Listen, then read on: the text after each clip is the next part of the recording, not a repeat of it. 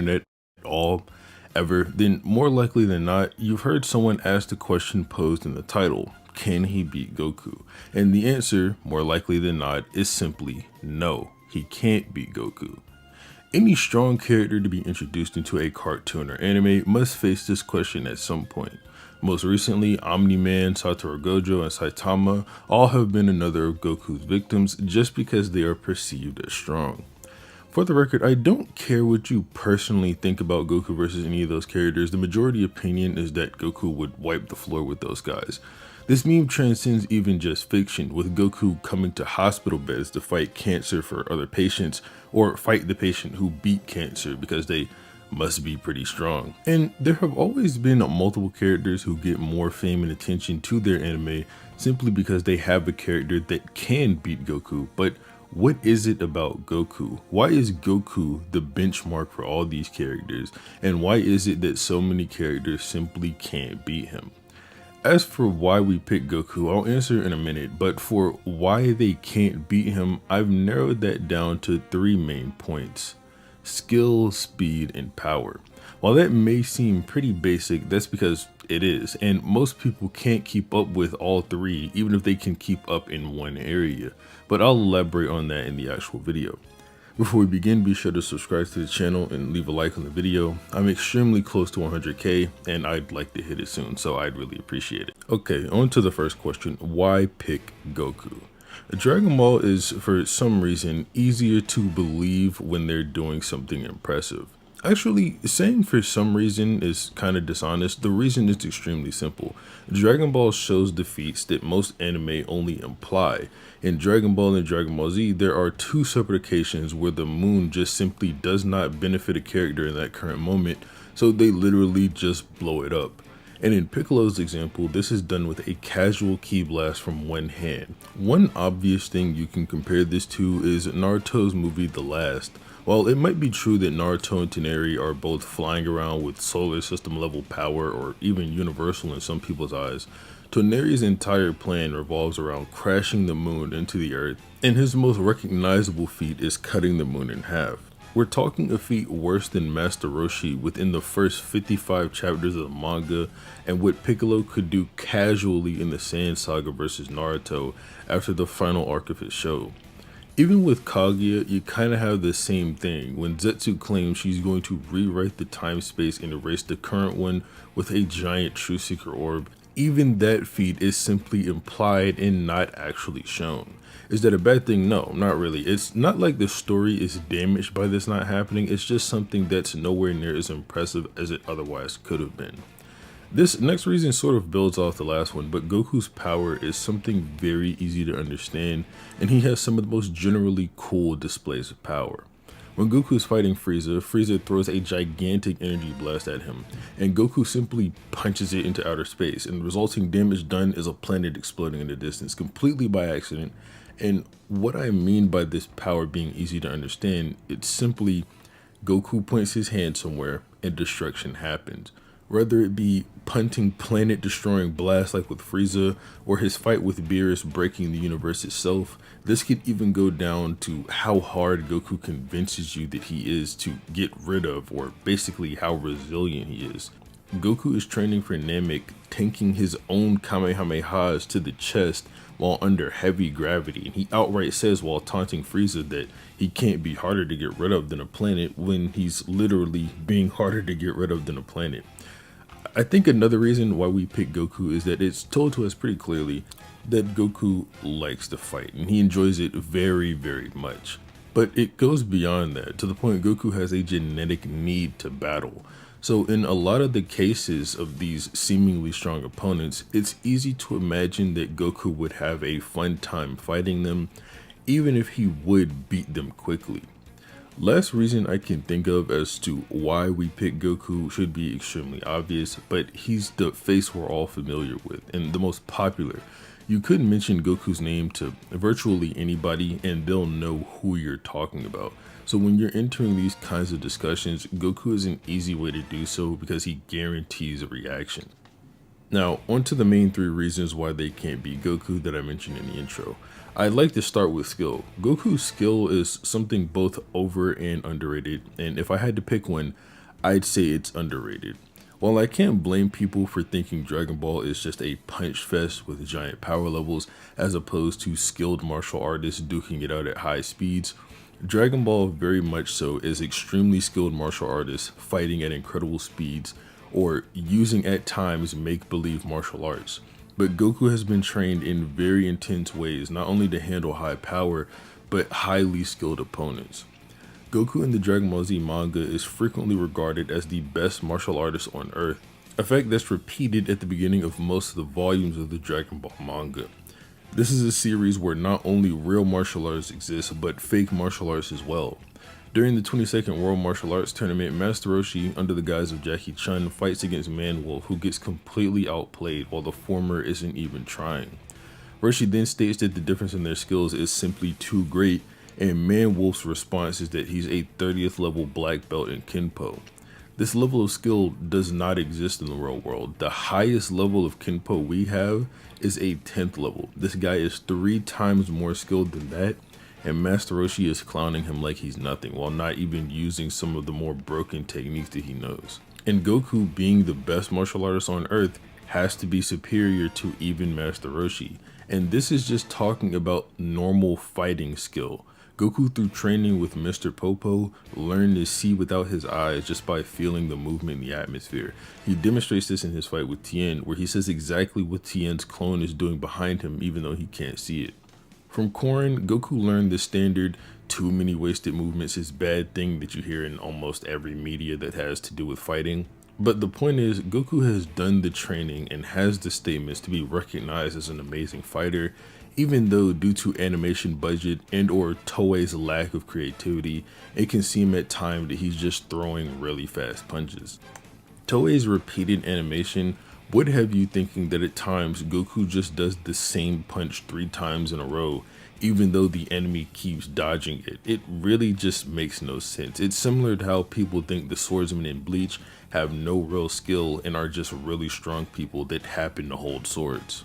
This is one difference between the Dragon Ball Super anime and manga that I respect the anime just a bit more than the manga for. Even aside from the problem I mentioned just a moment ago, the anime keeps intact that Goku is a great martial artist when he's fighting Caulifla.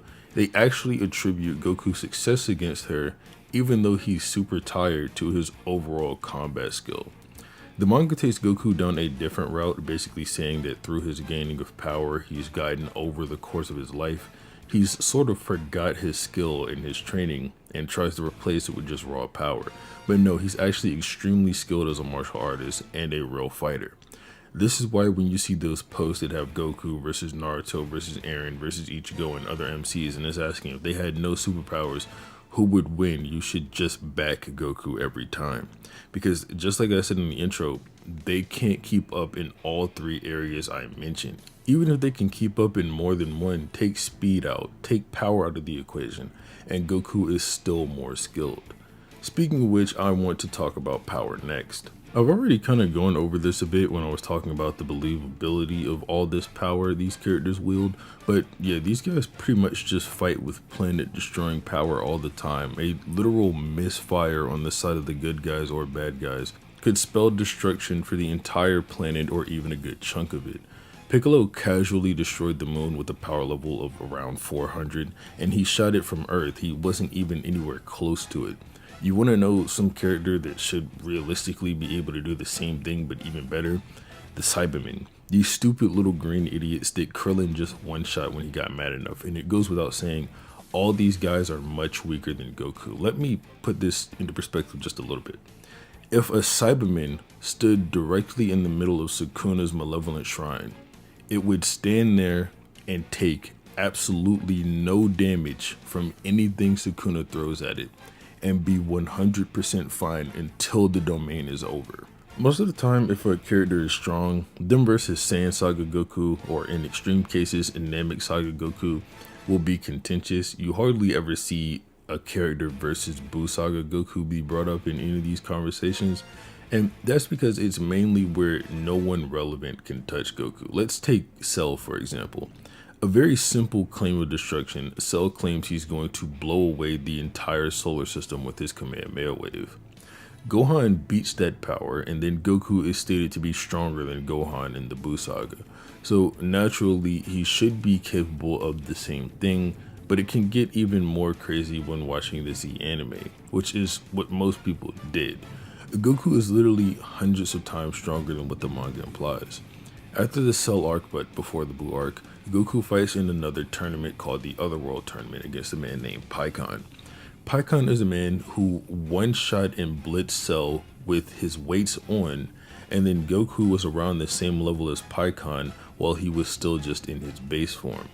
This would make Goku stronger than Cell in base form, and even higher using the relevant multipliers for Super Saiyan. A 50 times boost for Super Saiyan, a 2 times boost from there for Super Saiyan 2, and a 4 times boost from there for Super Saiyan 3, and you have Goku at 400 times solar system level.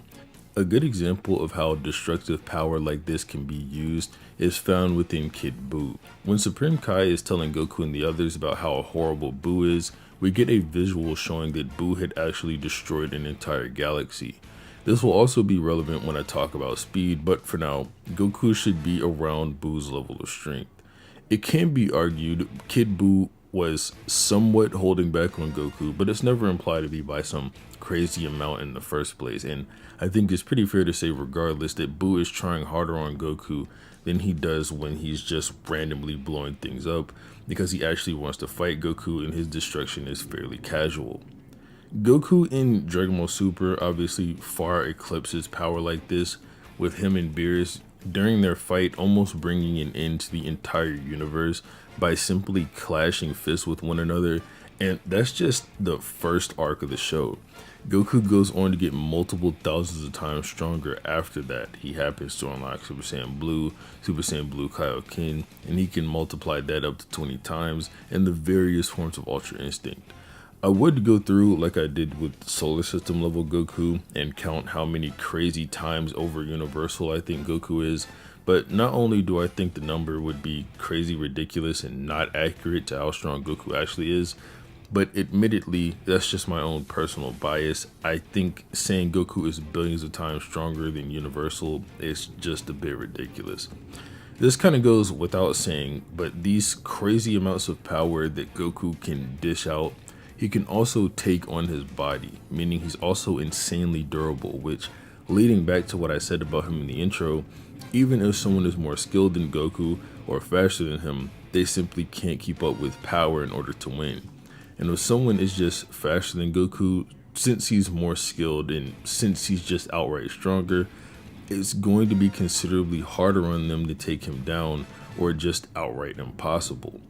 So Goku's got the skill, he's got the strength, but what about the speed? Goku has feats of being light speed even as far back as when he was a kid during the 22nd World Tournament.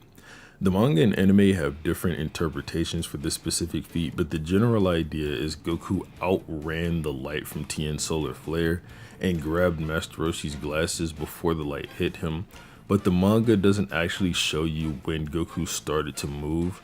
The anime shows Goku starting to move after the solar flare was launched, but the light has also already reached him, which makes no sense because he should have been blinded if that was really the case. Being generous to the series, you could see the general idea they were going for and simply say the feat is legit, but it still comes off just weird, at least in the anime.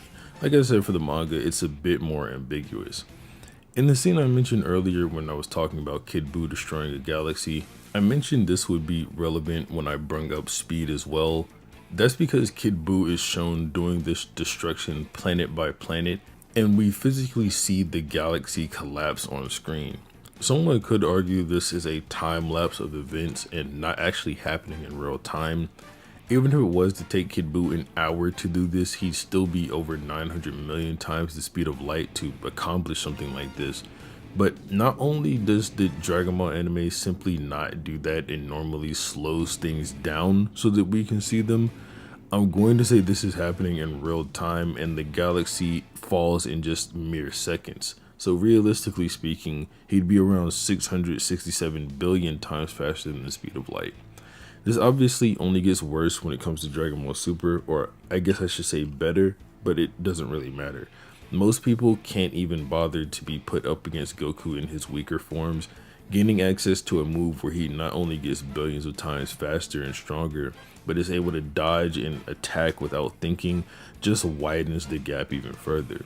For example, based on how Unlimited Void is described, Goku in Ultra Instinct, since he isn't thinking to move his limbs and fight, should be able to completely ignore it and fight anyway. Of course, once Ultra Instinct turns off, he'd be brain dead, but Goku in Dragon Ball Super is already extremely stupid anyway, so that wouldn't really matter. Skill, power, speed, regardless of what MC it is, aside from the random MC from the one isekai that summoned